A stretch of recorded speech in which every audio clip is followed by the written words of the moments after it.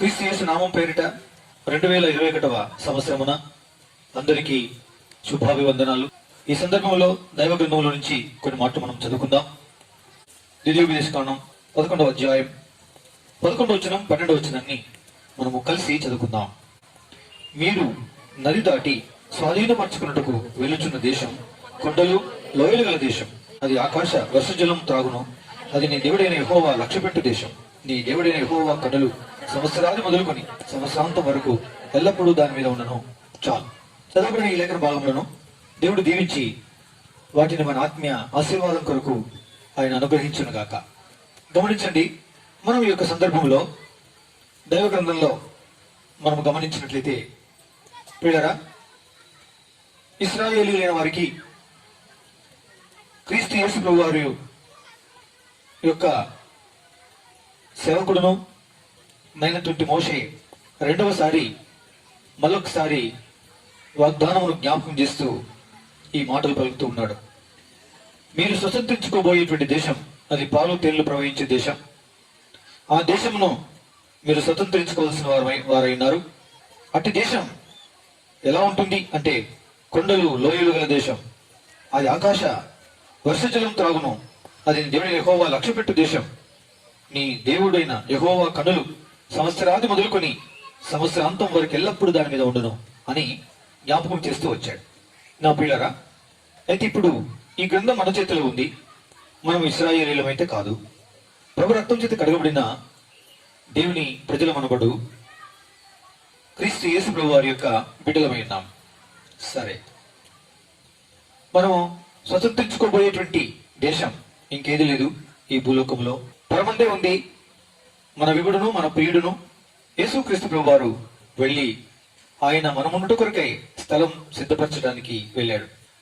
ఆయన సిద్ధపరుస్తూ ఉన్నాడు. అట్టి సిద్ధపరిచేటువంటి ఆ స్థలంలో ఆయన మనల్ని చేర్చడానికి ఆయన రానున్నాడు. మనల్ని తీసుకుని వెళ్తాడు, దాంట్లో ప్రవేశపెడతాడు. మనం స్వతంత్రించుకోబోయేటువంటి దేశం అది పరమందుంది, అది పరలోకమైనది. అందులో మనకు ప్రవేశం ఉంది. ఎవరికి అంటే క్రీస్తునందు విశ్వాసం ఉంచి రక్షణ మారుమనసు పొందిన వారందరికీ ఈ భాగ్యమును ప్రభువు అనుగ్రహించాడు. పిల్లరా, ఈ ఆధిక్యతను ఈ గొప్ప భాగ్యమును దేవుడు తన కృప చొప్పున మనకు ఆయన అనుగ్రహించిన వాడైనాడు. మంచిది, చాలా సంతోషం కదండి. అయితే మరి ప్రస్తుతం ఈ యొక్క ఆ దేశమును స్వతంత్రించుకుని అంటే పరలోకాన్ని స్వతంత్రించుకునే దానికంటే ముందుగా ఈ భూలోకములో దేవుడు అదనముగా ఇంకొక సంవత్సరాన్ని మనకు ఇస్తూ ఉన్నాడు.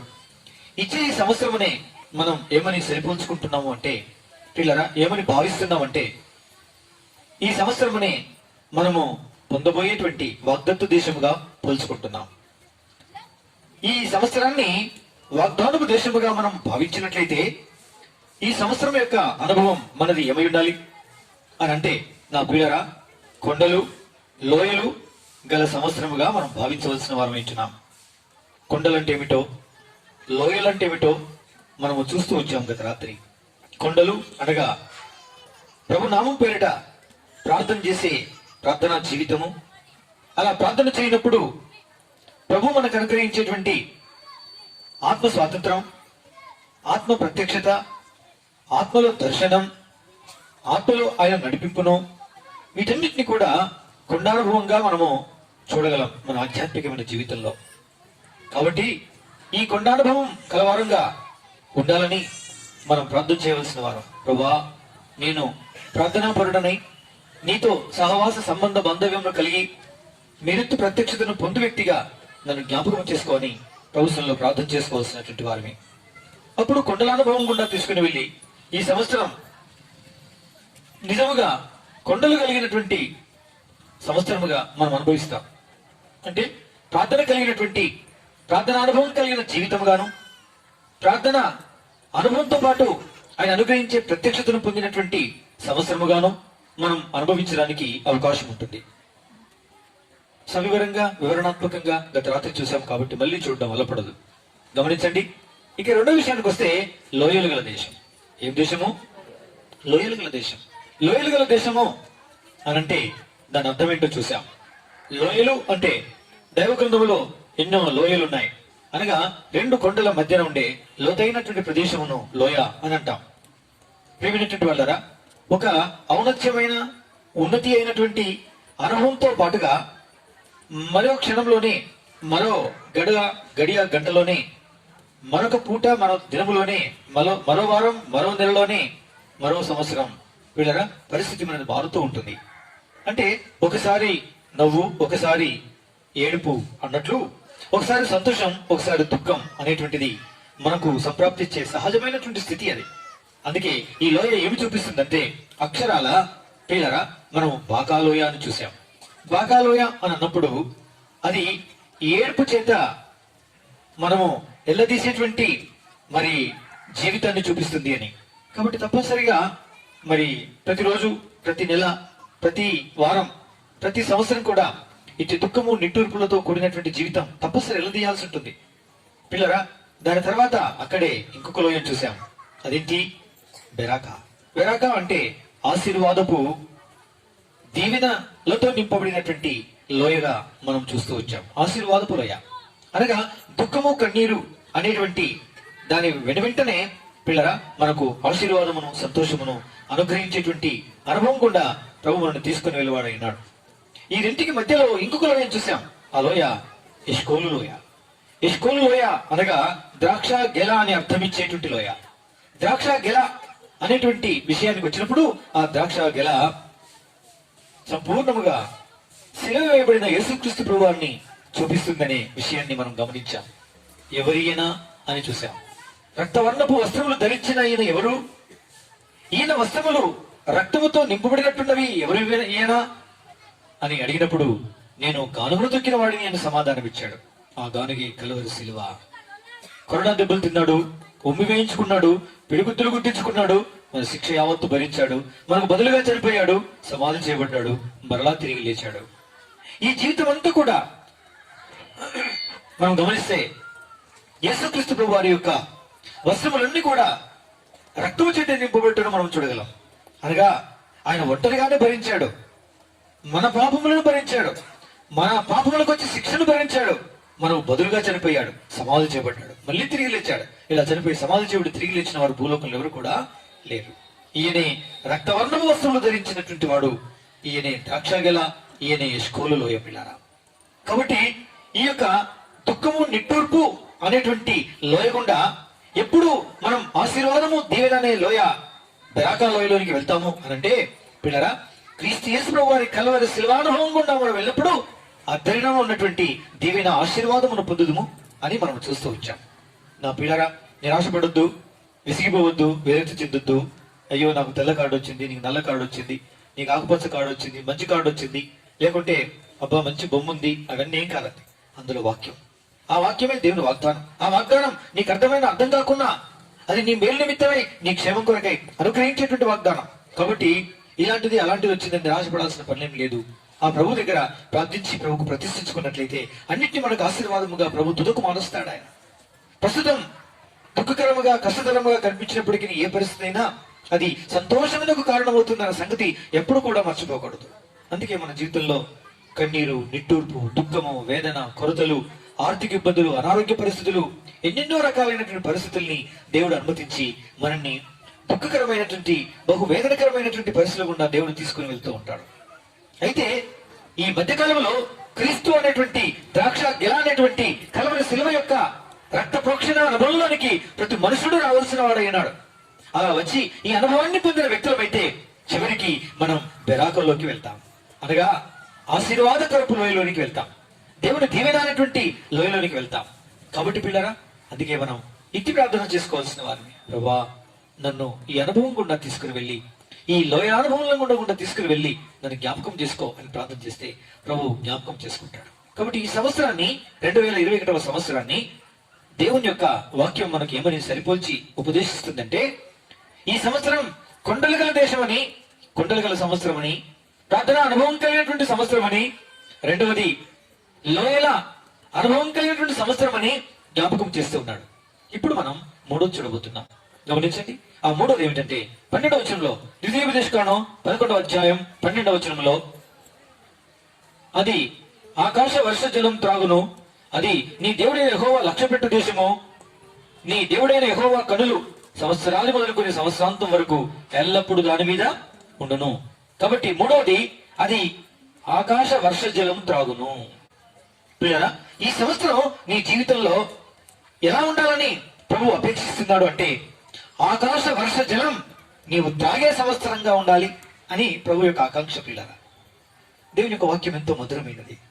ఆయన వాక్యమును కేవలం ఒక కథగానో, ఒక సందర్భానికి ఉపయోగపడే ఉపమానముగానో మాత్రమే భావించి చదివితే అంత పెద్ద రమ్యత, అంత పెద్ద ఆధ్యాత్మికమైన మేలు క్షేమం కలదు. కానీ పరిశుద్ధాత్ముని యొక్క ప్రేరేపణ చేత మనం దేవుని వాక్యాన్ని ధ్యానించినప్పుడు నానా విధములైనటువంటి ఆధ్యాత్మికమైన అర్థాలతో కూడినటువంటి ఉపదేశమును ప్రభు మనకు బోధించగలిగితే, నిజంగా బోధిస్తూ ఉంటే అర్థం చేసుకోగలిగితే పిల్లల మన ఆత్మకి ఎంతో మరి సేవ కలుగుతుంది, సారం కలుగుతుంది, మన ఆత్మకు ఉజ్జీవం కలుగుతుంది పిల్లరా.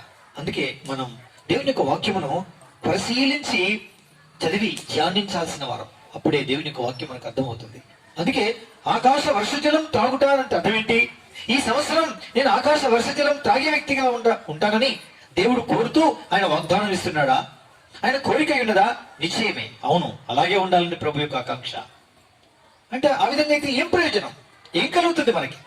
పిల్లరా, దేవుని యొక్క వాక్యములో అది ఆకాశ వర్షజలం త్రాగేటువంటి విషయాన్ని మనం గమనిస్తే, జలమును మొట్టమొదటిగా మనం ధ్యానించాలి. జలమును నీళ్ళు అంటారన్న సంగతి అందరికీ తెలిసిన విషయమే. ఆ నీళ్లు ఎక్కడెక్కడ ఉండే నీళ్లు? మనం ఇప్పుడు చెప్పండి తెప్పిస్తాం. ఏమని? ఫిల్టర్ నీళ్లు, ₹1 వచ్చే ఒక డబ్బా బబుల్ నింపే ఫిల్టర్ నీళ్లు, లేక బాటిల్స్ లో ఒక్కొక్క లీటర్ బాటిల్లో ఉండేటువంటి కిల్లి అనేటువంటి ఆ బాటిల్ నీళ్లు, మన ఇంటిలో బిన్నె నీళ్లు. ఇప్పుడు అన్ని వదిలిపెట్టి కుండల నీళ్లు తాగాలంటున్నారు, అన్ని వదిలిపెట్టి రాగి బిందెలోని నీళ్లు తాగాలంటున్నారు, రాగి బిందెలో నీళ్లు, ఇట్లా రకరకాల నీళ్లు. పిల్లరా, అయితే దైవ గ్రంథంలో మనం గమనించినట్లయితే పైనుంచి వచ్చే నీళ్లు, పారే నీళ్లు, మనుషుడెవ్వడు కూడా చూడని పగలగొడితే తప్ప బయటకు రానటువంటి నీళ్లు, ఈ 3 నీళ్లను చూద్దాం మనం. అంటే ఇవన్నీ నీళ్లే, కానీ పారే నీళ్లు వేరు, పైనుంచి వచ్చే నీళ్లు వేరు.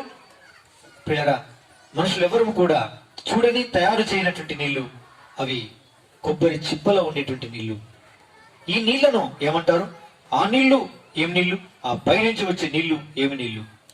పిల్లరా, అయితే ఏ నీళ్ల చేత దేవుడు ఈ సంవత్సరం నిన్ను తృప్తిపరుస్తాను, లేక ఆయన తాగేటట్టు చేస్తాను అని అంటున్నాడు అంటే, ఆకాశ వర్ష జలమును తాగిస్తాను అని అంటున్నాడు. త్రాగే వ్యక్తిగా ఉంటావు అని అంటున్నాడు. ఈ నీళ్లు ఏం నీళ్ళండి? మనం చూడబోతున్నా అన్ని నీళ్ళ కంటే శ్రేష్టమైన నీళ్ళేనా? అవును, నీళ్ళే. చూడండి, దైవ గ్రంథంలో కీర్తన గ్రంథము 42వ అధ్యాయం 1వ వచనం 2వ వచనం చదివి సహాయం చేయండి త్వరగా. దుప్పి నీటి వాగుల కొరకు ఆశపడినట్లు దేవా నీ కొరకు నా ప్రాణం ఆశపడుచున్నది, నా ప్రాణం దేవుని కొరకు తృష్ణగొనుచున్నది, జీవముగల దేవుని కొరకు తృష్ణగొనుచున్నది. దేవుని సన్నిధికి నేను ఎప్పుడు వచ్చేదను, ఆయన సన్నిధిని నేను ఎప్పుడు కనబడేదను. గమనించండి, మొదటి 2 వచనాల్లో ఇక్కడ రాయబడింది, దుప్పి నీటి వాగుల కొరకు ఆశపడినట్లు దేవా నీ కొరకు నా ప్రాణం ఆశపడుచున్నది అని రాయబడింది.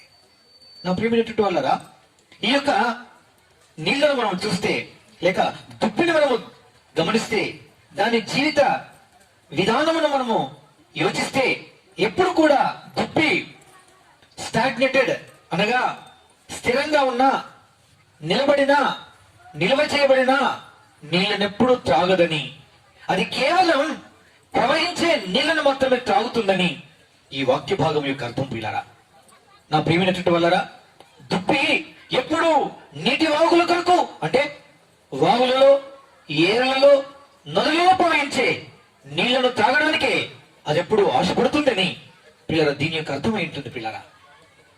అవును, కాబట్టి దేవుని ప్రజలు ఇక్కడ కీర్తనకారుడు ఆయన పలికినటువంటి మాట ప్రకారంగా తన అనుభవ జీవితంలో తన అపేక్షించేటువంటి ఆశ ఏమిటంటే దుప్పి నీటి వాగుల కొరకు ఆశపడినట్టే నేనెప్పుడు ప్రవహించే నీళ్ల కొరకే నేను ఆశపడేటువంటి వ్యక్తిగా ఉన్నాను అని అపేక్షిస్తున్నాడు పిల్లారా, ప్రార్థిస్తున్నాడు, లేక తన ఆశను వ్యక్తపరుస్తున్నాడు.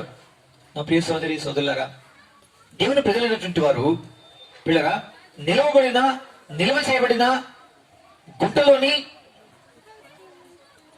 మరలబడినటువంటి పాత నీళ్లను త్రాగుటకు ఎప్పుడు కూడా ఆరోగ్యానికి అంత మంచిది కాదు.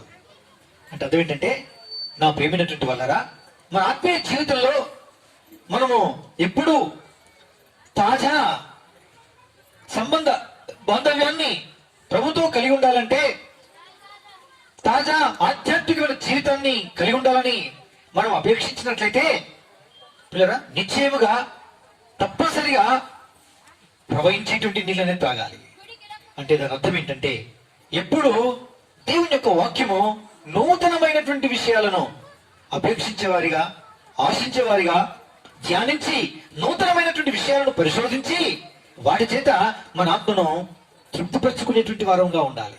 అప్పుడు బైబిల్ ఒకవేళ పాతగిలినప్పటికీ దేవుని వాక్యం నీ జీవితంలో ఎప్పుడు పాతగిలదు. దేవుని కృప దాదాపు నా యొక్క 35 సంవత్సరాల యొక్క 34-35 సంవత్సరాల యొక్క నా క్రైస్తవ జీవితంలో మళ్ళీ ఈ సంవత్సరం ఆరంభించినటువంటి నా అనుదిన భాగంలో ఏం చదవాలి మళ్ళీ గదే కదా అని అనిపించడం లేదండి. కారణం ఏమిటంటే, ప్రభా మరలా ఇంకొకసారి పునఃప్రారంభం చేశాను బైబిల్ చదవడం. ఉదయకాలం ఆదికాండం, సాయంకాలం మత్తయి సువార్త నిండి. అయితే ఈ దఫా నీవేవే కొత్త విషయాలు నాతో మాట్లాడనైనావో, నా కన్నులు తెరిచి నాకే కొత్త విషయాలను ప్రబోధించనైనావో, ఇంతకాలం చదివినప్పుడు ఇంకా మరుగైనటువంటి విషయాలు ఏవైతే ఉన్నాయో వేటినైతే నువ్వు నాకు బయలుపరచని ఉద్దేశించావో వాటి కొరకు నా ప్రాణం ఎంతో ఆశపడి నేను పునఃప్రారంభిస్తున్నాను. దేవా, ఈ సంవత్సరం ఈసారి బైబిల్ చదివేటువంటి నా అనుదిన ఉదయ సాయంకాల భాగాల్లో నూతన విధానాలతో మాట్లాడమని ప్రార్థన చేసి ప్రారంభించాను. దేవుని కృప, ప్రభుకు స్తోత్రం. అన్నట్టే ఎన్నెన్నో కొత్త విషయాలు బైబిల్లో ఉండే ఏ వాక్యం కూడా, ఏ గ్రంథము కూడా, ఏ సందర్భము పేరాగ్రాఫ్ కూడా నాకు పాతగా కనిపించడం లేదు. ఒక కొత్తగా కనిపిస్తుంది. నాకు అనిపిస్తుంది, దేవా నేనెంత ధన్యుణ్ణి. ఎందుకు తెలుసండి, 119వ కీర్తనలో ఒక మాట అంటాడు భక్తుడైనటువంటి 18వ వచనం చదవండి. 119:18వ వచనం త్వరగా చదవాలి. నేను నీ ధర్మశాస్త్రమునందు ఆశ్చర్యకార్యమైనటువంటి సంగతులు నేను చూచినట్లు నా కన్నులు తెరువుము. దేవా, నేను ఆశ్చర్యకరమైన సంగతులను నేను చూచినట్లు నా కన్నులు తెరువు ప్రభువా అని ప్రార్థన చేశారంట భక్తుడు. చూసారా? నీవు ఇలాంటి ప్రార్థన చేస్తున్నావా? లేకుంటే చదువుడు ఇంకేముంది, ఆదికాండంలో సృష్టి ఉంటుంది, నిర్గమకాండంలో ఇక మోషే ఇడిపించుడు ఐగుప్తు చరిత్ర ఉంటుంది, ఇక ఆ తర్వాత ఖండాల సంగతే సరిగ్గా తెలియదు మనకి. ఇక గడే ఉంటుంది అంతే, ఇంకేముంది అనుకొని మళ్ళీ నవలాలకు అలవాటు పడతారు, సీరియల్స్ చూడడానికి అలవాటు పడతారు, సినిమాలు చూడడానికి అలవాటు పడతారు, యూట్యూబుల్లో ఉండేటువంటి రకరకాలైన వాటిని చూడడానికి అలవాటు పడుతూ ఉంటారు, వాట్సాప్ లో వచ్చేటువంటి పాపిస్టి పనికిమాలిన అన్ని చూడడానికి అలవాటు పడుతూ ఉంటారు. ఇంకా పాపిస్టి పనికిమాలినటువంటి సంగతులు ఎన్నిటినో చూడడానికి చాలా ఎంతో మరి ఆశపడుతూ ఉంటారు. నా ప్రియమైనటువంటి వాళ్ళరా, ఇదే మనం చేసేటువంటి పొరపాటు ప్రియమైనటువంటి వాళ్ళరా. కాబట్టి ఏమాత్రం కూడా కంగారు పడాల్సినటువంటి పని లేదు. కానీ చాలా మంది ఏం చేశారంటే, ఈ పాపిష్టి పనికిమాలిన వాటిని చూడడానికి అలవాటు పడి పిల్లరా దైవ గ్రంథంలోని మర్మయుతమైన సంగతుల్ని, మాధుర్యమైనటువంటి సంగతుల్ని చూడకుండా, వాటిని అనుభవించకుండా, వాటిని గ్రహించకుండా వారు విసిగి విరక్తి చెందిన వారై పాపిష్టి పనికిమాలిన వాటికి అలవాటు పడి ఉన్న ఆధ్యాత్మికమైన జీవితాన్ని, భక్తి జీవితాన్ని పోగొట్టుకుని భ్రష్ట విశ్వాసంలోనికి దిగజారిపోయే క్రైస్తవ లోకం ఎంతో మంది ఉన్నారు. అందులో నీవు ఒకటివా అయినట్లయితే ఈ దినం క్షమాపణ కోరుకోవాలి.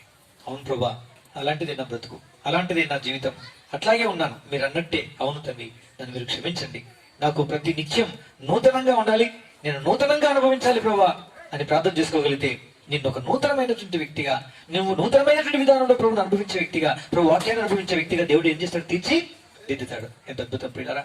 కాబట్టి దయచేసి ఈ ప్రకారముగా మనము ప్రార్థన చేసుకోవాలి. అందుకే ఎప్పుడు కూడా మనం మన వాక్యము పాతగా అయిపోకూడదు. అందుకే నూతనంగా ధ్యానించిన కొరకు దేవా నా కన్నులు తెరవచేసి అనేక నూతనమైన విషయాలు నేను గ్రహించడానికి నా కన్నులు తెరవచేయు అని ప్రతిరోజు ప్రార్థన చేసుకొని బైబిల్ చదివితే ఒక కొత్త విషయాన్ని ఇప్పటికీ అరే ఇన్నిసార్లు చదివాను బైబిల్, నేను ఈ విషయం ఈ అధ్యాయంలో ఇక్కడ ఉందనే సంగతి అసలు ఈ సంగతి నాకు తెలియదే అని అనిపిస్తుంది నాకు. నా పిల్లరా నీకు అనిపిస్తుందా? అనిపించాలి. అందుకే పిల్లరా దుప్పి నీటి వాగుల కొరకు ఆశపడినట్టుగా ప్రతి నిత్యం నీవు దేవుని యొక్క వాక్యము నీటి వాగులలో ప్రవహించి, అంటే ఒక నీరు ప్రవహించింది, ఒక అద్దు దాటిందంటే ఇంకెన్నడూ అది తిరిగి రాదిక, ఇంకెన్నడూ తిరిగి రాదిక. అది దాటి వెళ్ళింది ఆ చుక్క, ఆ నీటి బిందు అంటే మళ్ళీ ఇంకెప్పుడు తిరిగి రాదు. అంతే, ఇంకా ముందుకు వెళ్ళిపోతుంది. అంటే వచ్చినప్పుడల్లా క్రొత్త నీరే వస్తుంది, క్రొత్త నీటి బిందువులే వస్తాయి. చూసారా, దేవుని వాక్యం దేవుని ప్రజలకు అలా ఉండాలి. అందుకే ఈ ప్రార్థన చేసుకోవాలి. ప్రభువా, కొద్దిమందికి చాలా మందికి ఇలాగనే బైబిల్ పాతగా అయిపోతుంది, భక్తి పాతగా అయిపోతుంది, ప్రార్థన పాతగా అయిపోతుంది, సువార్త ప్రకటించడం పాతగా అయిపోతుంది, సాక్ష్యం చెప్పుకోవడం పాతగా అయిపోతుంది. ఇంకేం చెప్తాను, మొన్నటి కదా, పోయిన సంవత్సరమే కదా. నూతనంగా అనుభవించలేవు నువ్వు. నూతనమైన అనుభవాలు నీ జీవితంలో ఉండవు. నూతనత్వం నీలో కనిపించదు. సంవత్సరాలు గడుస్తుంటాయి కానీ కార్యం నూతనంగా జరగదు. అది వచ్చిన ప్రాబ్లం. చూసారా ఎంత విషాదకరమైన విషయమో. అందుకే మనకు ఏమై ఉండాలంటే దేవుని యొక్క వాక్యం ప్రవహించే నీటి వాగుల నీరును పోలినదై ఉండాలి. ప్రతి నిత్యము క్రొత్తదిగానే ఉండాలి, ప్రతి నిత్యము క్రొత్తదిగానే మనం అనుభవించాలి.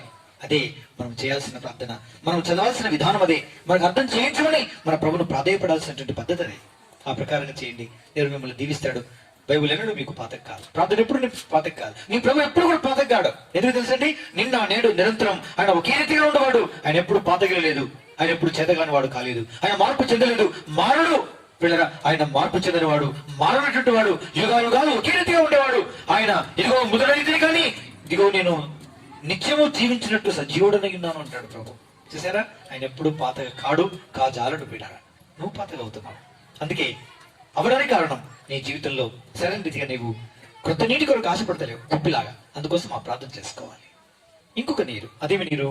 దేవుని యొక్క వాక్యంలో ఎఫెసీయులకు రాసిన పత్రిక 5వ అధ్యాయం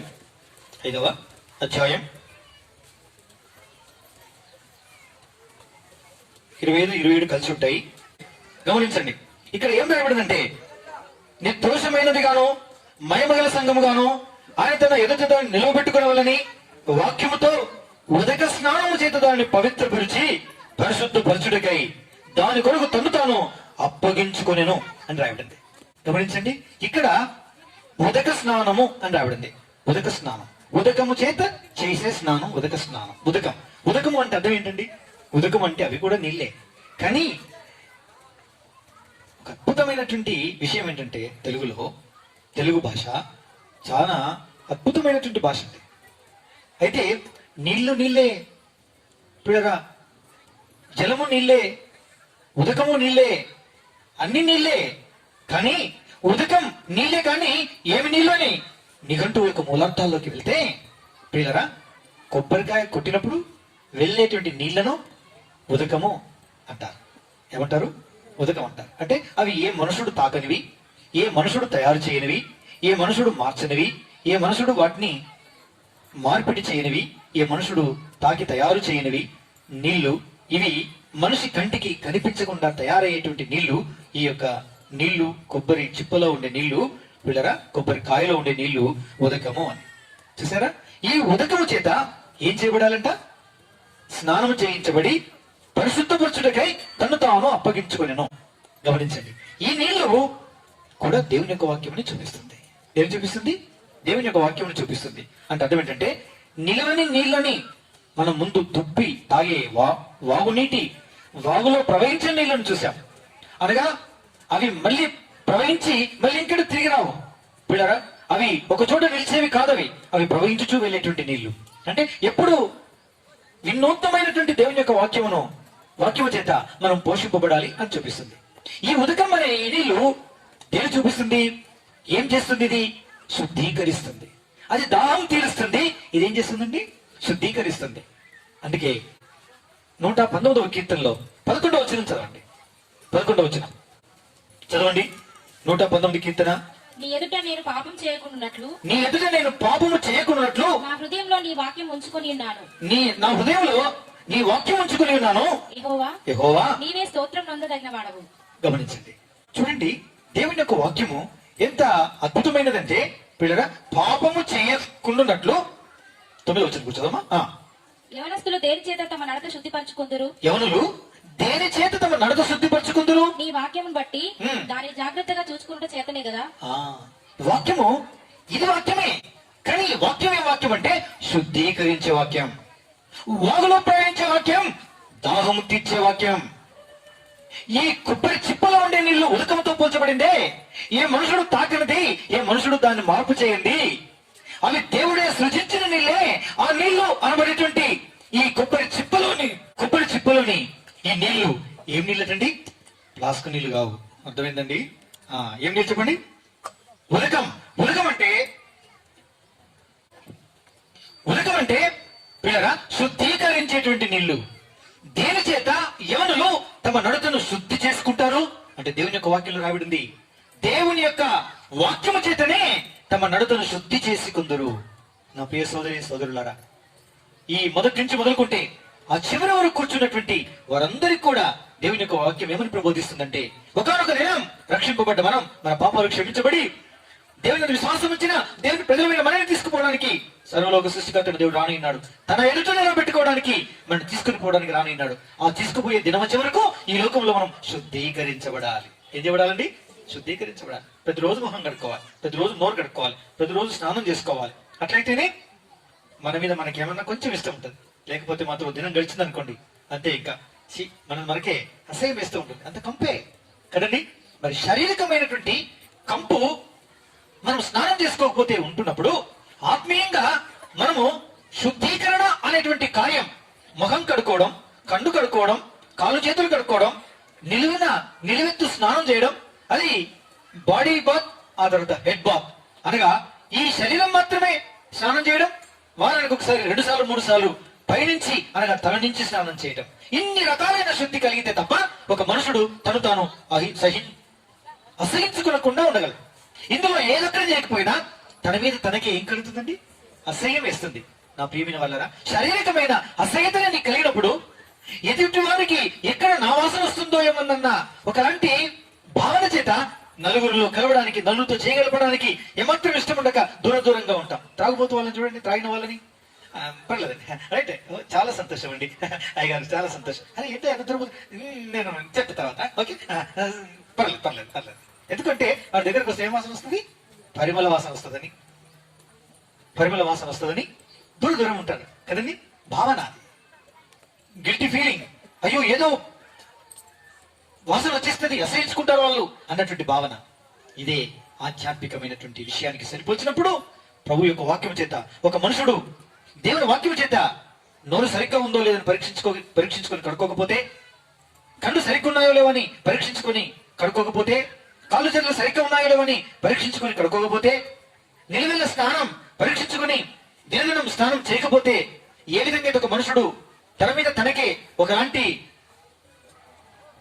దురాభిమానం ఏర్పడుతుందో, ఎలాగైతే తనకే ఒక స్వభావం ఏర్పడుతుందో, అబ్బే అన్నట్టు అనిపిస్తుందో, అదే రీతిగా అపవిత్రత అనేటువంటిది నీలో ఉండి చేరి ఆయన సమీపించకుండా చేస్తుంది.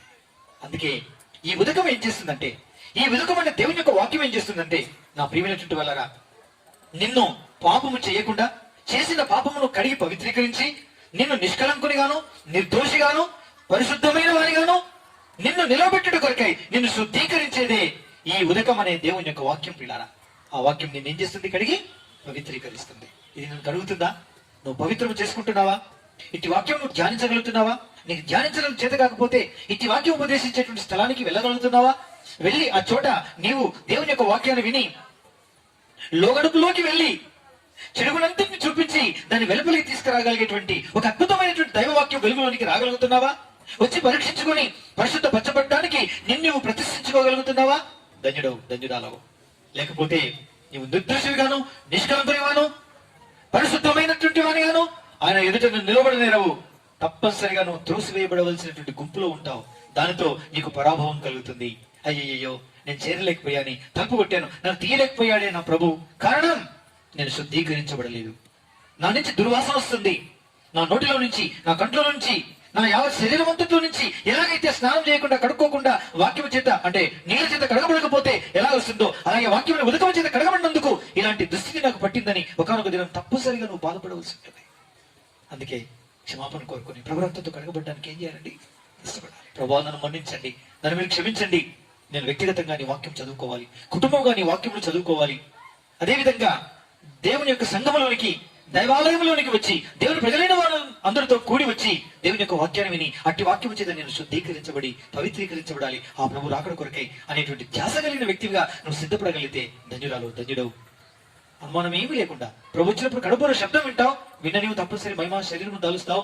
మహిమా శరీరంలో దాచబడ్డ నీవు మేఘాల మీద కొనుపబడతావు, ఆయన సన్నిధిలో చేర్చబడతావు. సదాకాలం ఆయనతో కూడా నీవు ఉంటావు. ఈ భాగ్యం నీకు కావాలేనా? అయితే నీవు ప్రార్థన చేసుకోవాలి. ప్రభా, నేను ఉదక చేత ప్రతి నిత్య స్నానం చేయడం కొరకై నన్ను ఆయతపరచు తండ్రి అని ప్రార్థన చేసుకుంటే, ప్రతి నిత్య స్నానం ఉదకము చేత చేయబడడానికి దేవుని వాక్యము చేత నువ్వు శుద్ధీకరించి నా వ్యక్తివై నువ్వు అద్భుతమైనటువంటి భాగ్యాన్ని పొందగలిగిన వ్యక్తి అవుతావు. నువ్వు ధన్యుడు అవుతావు, నువ్వు ధన్యురాలు అవుతావు. ఏది కావాలేనా? అందుకే చిన్న ప్రార్థన చేసుకోవాలి. ఇక అసలు విషయానికి వస్తాం.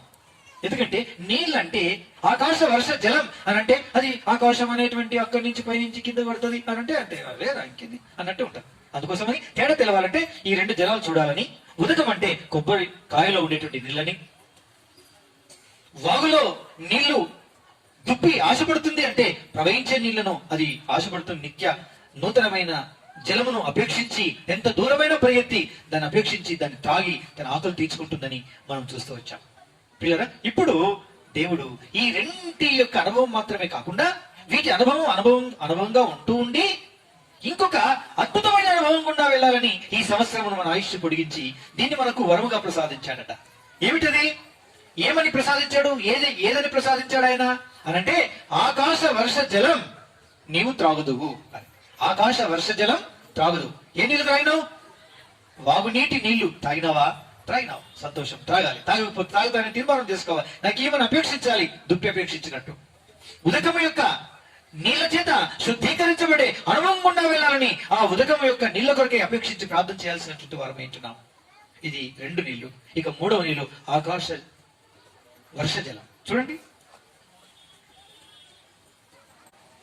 ద్వితీయోపదేశకాండం 11వ అధ్యాయం 12వ వచనంలో మొదటి భాగంలోనే ఉంటుంది. అదేమిటంటే అది ఆకాశ వర్ష జలం త్రాగును. ఆకాశ వర్ష జలం త్రాగును. ఈ పూట అనగా ఈ సంవత్సరం మన అనుభవం ఏమై ఉండాలి అని అంటే, నా ప్రియమైనటువంటి వాళ్ళారా, ఆకాశ వర్ష జలాన్ని త్రాగే సంవత్సరంగా ఈ సంవత్సరం ఉండాలని ప్రభు అపేక్షిస్తున్నాడు. ప్రియమైన వాళ్ళారా, మన జీవితంలో వాగులో ప్రవహించేటువంటి నీళ్లను, రెండవది కొబ్బరి చిప్పలో ఉండేటువంటి ఉదకమనే నీళ్ల శుద్ధీకరణ అనుభవాన్ని కలిగి ఉండడము, మూడవది ఆకాశ వర్ష జలాన్ని త్రాగేటువంటి అనుభవాన్ని కలిగి ఉండాలని ప్రభు అపేక్షిస్తున్నాడు. కాబట్టి ఇప్పటి వరకు విన్నటువంటి ఈ యొక్క 3 విషయాలని ప్రభు దీవించి ఆశీర్వదించుగాక.